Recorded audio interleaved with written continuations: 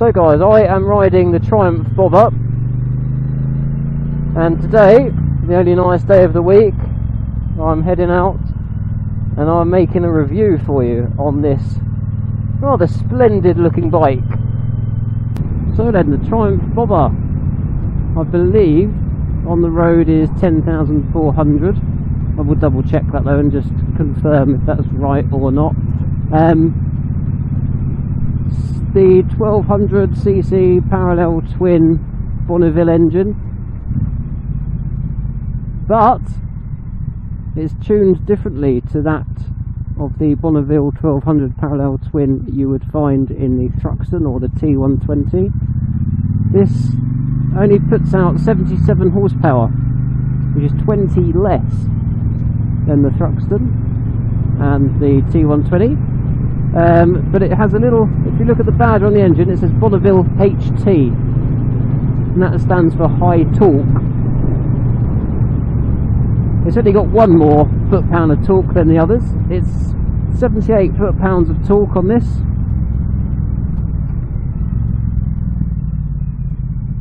But that's plenty enough to give it some good pulling power once you get started. It sounds good too. So obviously the bike itself, being this Bobber, this sort of custom style bike, it has got a low seat height,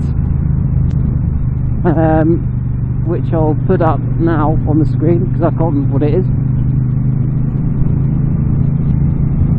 And the suspension is relatively firm.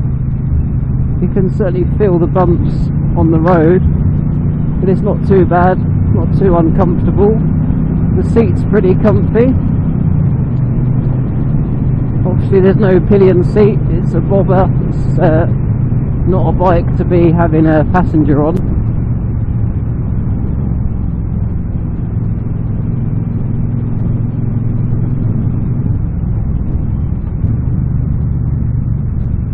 When you consider that it has got a relatively long wheelbase, again that's down to the style of bike that it is, but actually it handles really well.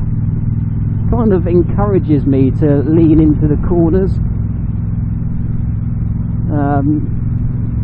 Very confident on the bike in the bends. It's nice, it feels good, feels smooth. So this comes with Avon Cobra tyres, which are actually very good. I've been riding this bike all week, mainly in the rain, and a bit on dry roads. And do you know what? The tyres have done very, very well in both wet and dry conditions. I'm surprised by the handling because it's quite a long wheelbase,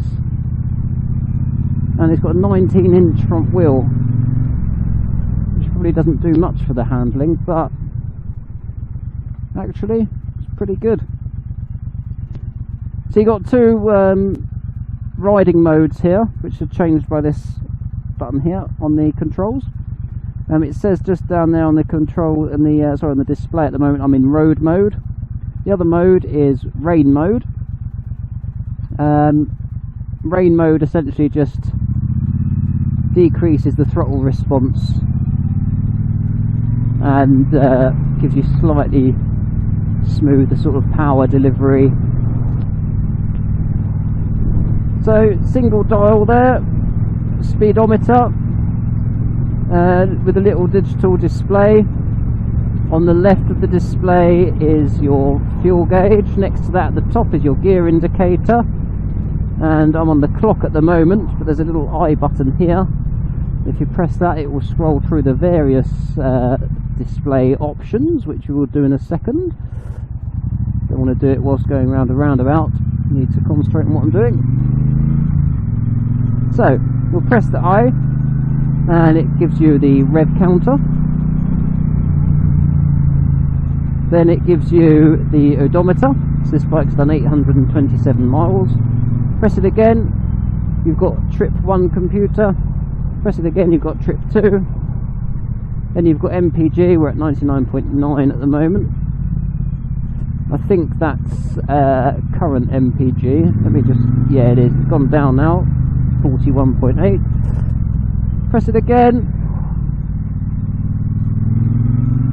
and you're on the average MPG. Now this has averaged 52.9 MPGs, which isn't too bad, I guess. Press it once more and you've got the how many miles you've got left in the tank. It says 50 at the moment. Press it again and you're back to the clock. Now the fuel tank is only small.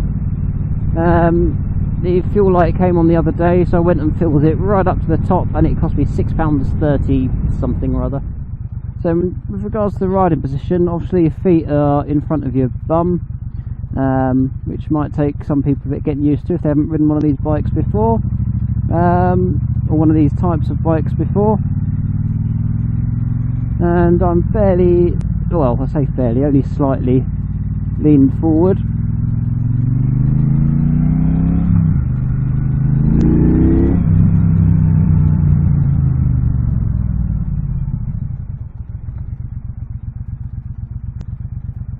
But it's comfortable, no issues with it. Obviously there's zero wind protection, so it's not going to be ideal on the motorway for any prolonged period of time.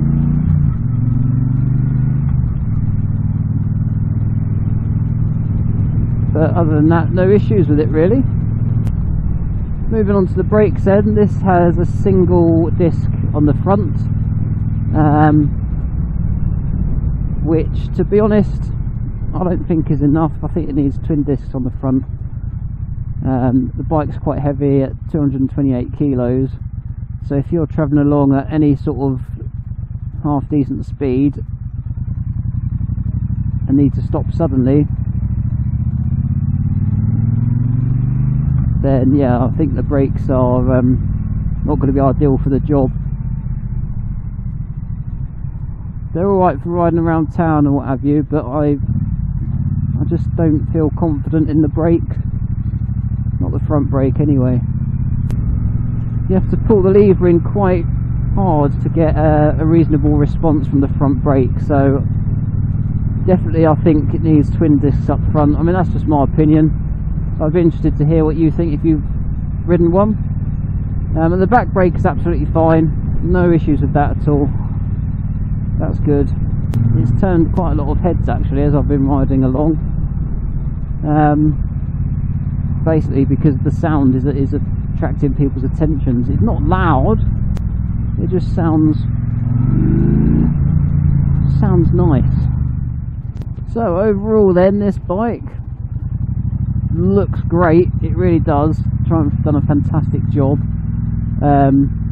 with the looks of this thing. It goes well, sounds fantastic. The brakes are the only sort of downside really I would suggest to the bike. It's not a deal breaker, not for me. I would still have this bike, it's a really good fun bike.